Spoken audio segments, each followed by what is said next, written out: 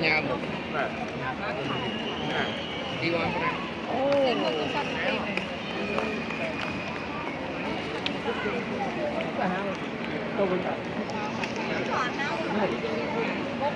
nè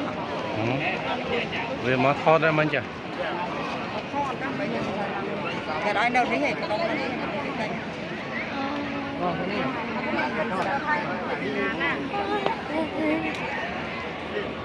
ngay sao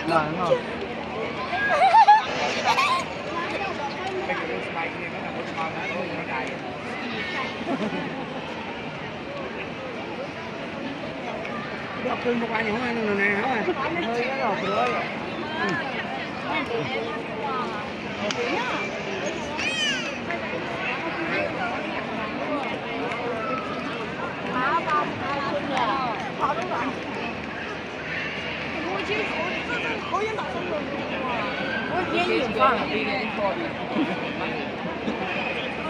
烟瘾放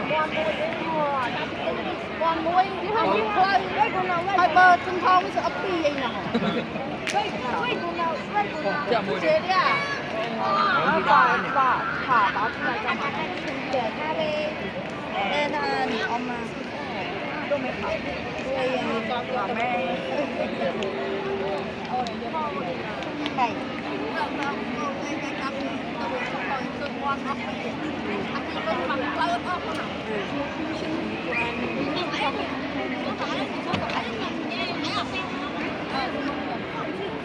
tôi muốn mang đây chị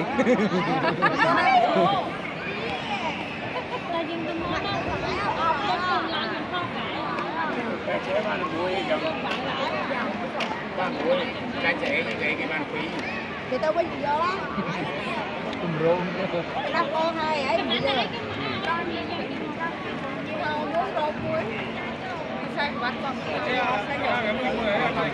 dây trâu này quay này nè